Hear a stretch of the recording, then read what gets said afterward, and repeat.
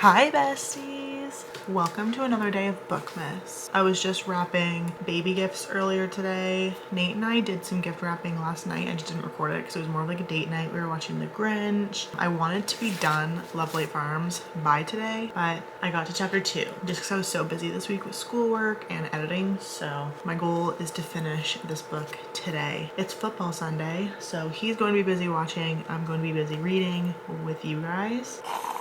I just got ready for the day. I don't plan on leaving, so I am wearing pajama pants still. But I have some laundry to fold, I have my book to read, and if we get time today, I made some ornaments that you saw earlier, and I need to pull out my Cricut to cut out the writing that I want to stick on there. So maybe we'll get to that today. And then I also want to make some Christmas cards if I have some paper laying around. And I also, one more thing, I really want to watch The Holiday. I feel like The Holiday is one of those like staple rom-coms. However, I've never seen it.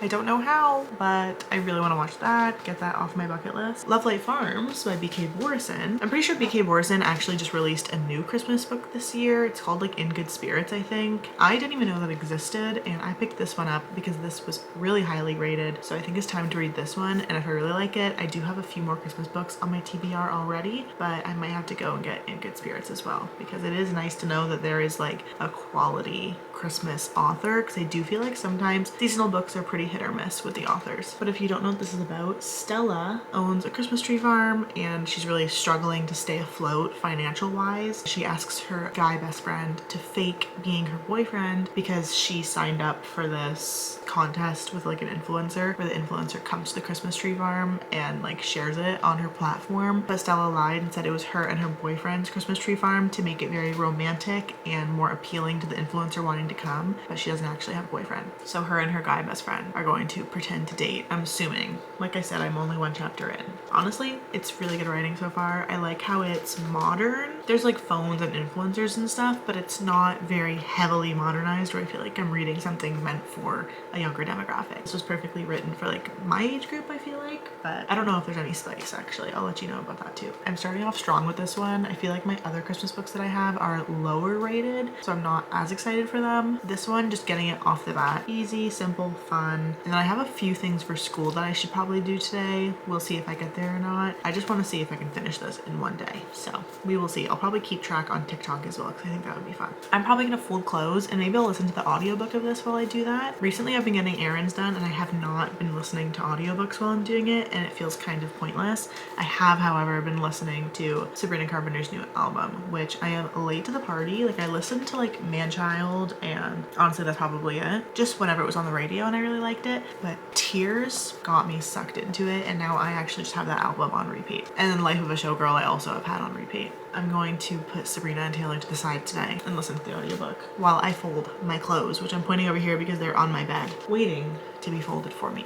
So let's start doing that. Nate just ordered lunch, so once that comes, we'll eat together. But then it's time to get festive. I am so excited. I wish I had the Winter Wonderland Alani. We went to the market yesterday. I am just yapping like crazy this morning. We went to the market yesterday and I saw that there was a Winter Wonderland Alani, but it was like $6. And I figured I could get that at the store for cheaper, but I just haven't looked yet. But I'm drinking the sherbet swirl. I've been back on the Alani kick. I am not like an energy drink girl. I'm not even really a caffeine girl. I don't drink pop. I don't drink coffee unless it's decaf really, but for some reason the taste of Alani's is so yummy to me. I've been eating it up. I got a Costco 18 pack and we're going through it.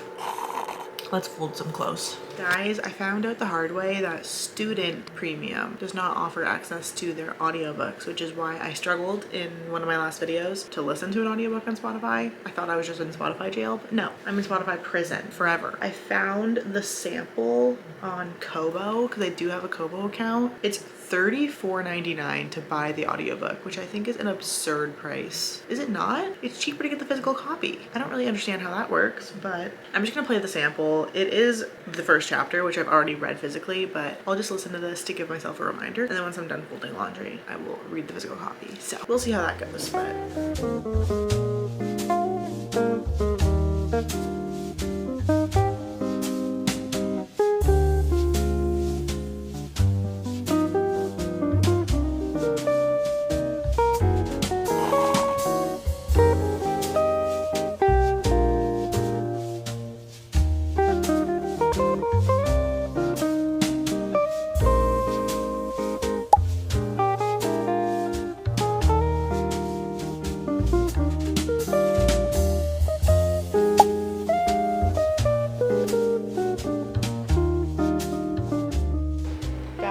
I just finished filming another bookmas video. It's currently 5:30. I have not gotten as much reading done that I want to. However, Bestie Brooklyn just called and told me the gender of her baby. So we let that little FaceTime call. I'm that far. I think I'm on like chapter 3. So yeah, I'm in the middle of chapter 3. I will say, however, first of all, this plot is so quick, okay? There was no slow burn here. Well, I guess like in the romance aspect, I guess it could be slow burn. We haven't really gotten there yet. But I mean, like, you know how sometimes books don't even introduce the main plot on the back of the book until like 50 to 100 pages in? No, this is like chapter 1. We are already unraveling the back of the book plot, which is so satisfying because we're not messing around here. That's so exciting because I can just tell that, oh my God, I'm excited. I can already tell I'm gonna love this book. This writing is so good. I was just saying in the video that I just recorded, her writing is so flowery, but in a better way. Like, I use the word flowery to explain Stephanie Garber's writing in the sense that she uses a lot of like very poetic adjectives.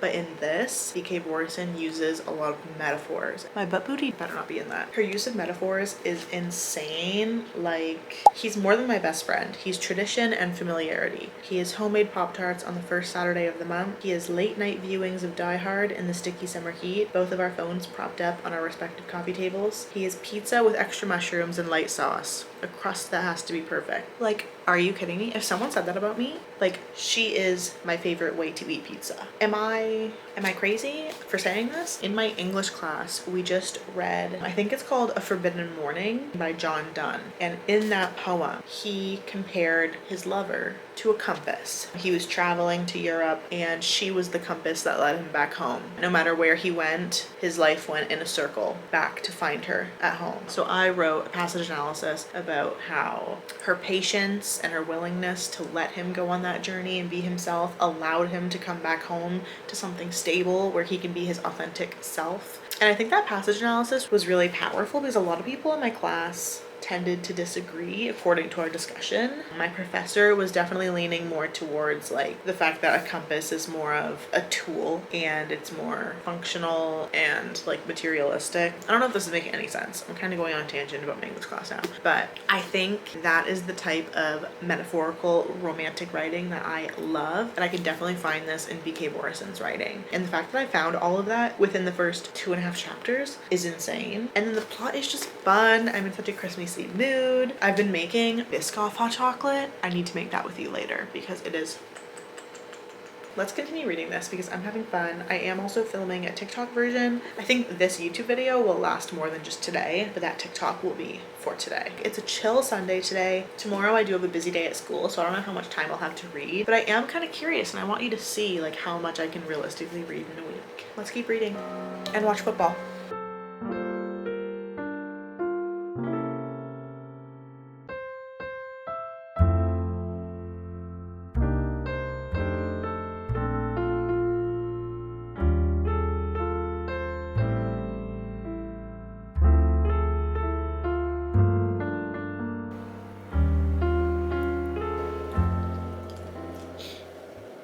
I got to chapter 7 of Lovelight Farms and I wanted to talk to you about it. First of all, the influencer's name is Evelyn St. James, and I am just curious why no one is talking about the fact that that is technically Evelyn Hugo's name.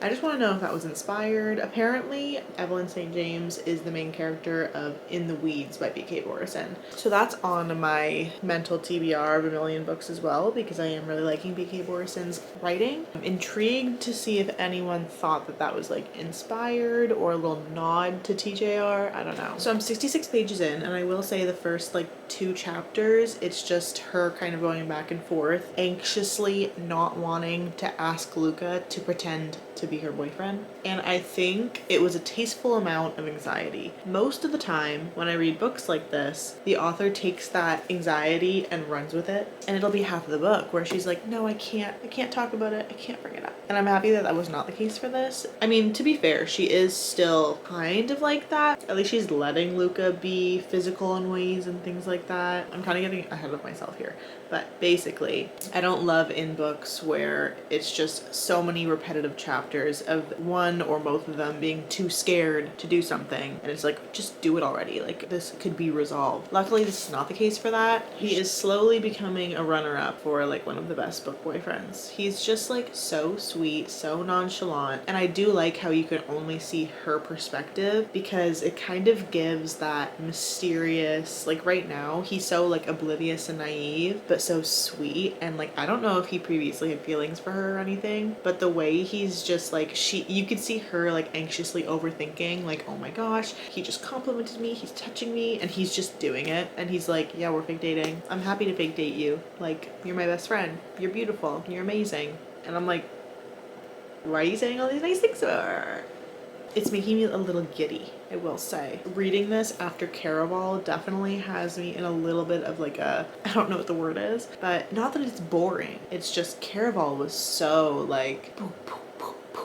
I'm really good with words today, obviously. This is just a little bit more flat and predictable, which obviously we love. A good little seasonal palette cleanser. I'm trying not to let that steer me away from enjoying the story because, like I mentioned, B.K. Borison's use of metaphors is just some of my favorite ways of writing. Like, I think it just showcases my idea of romance or even platonic relationships so well. I just love that style. And this has been like 5 stars, I think, on Goodreads. So I feel like that's for a reason. Like, it is really shaping up to be a story. Like, I really don't feel like you need to read this around Christmas time. It's like just a solid romance story, and I feel like it's just nice to read at Christmas time because it is a Christmas atmosphere.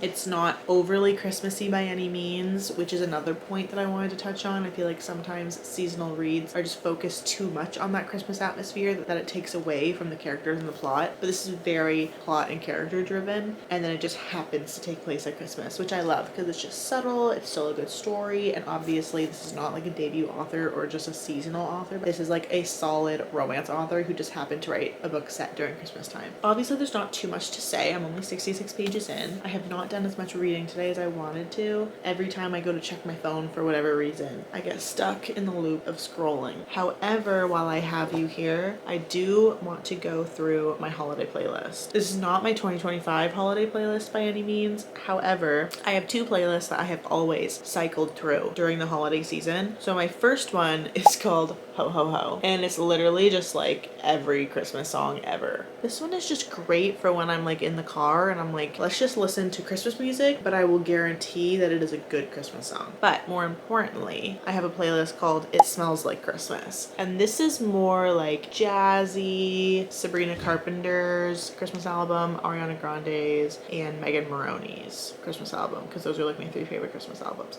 mixed with a little bit of Mumford & Sons, anything like wintry, cozy vibes. You know what I mean? This one is what I'm going to listen to. However, I haven't updated this since probably last Christmas. So, last Christmas. I'm going to play my little playlist, keep on reading.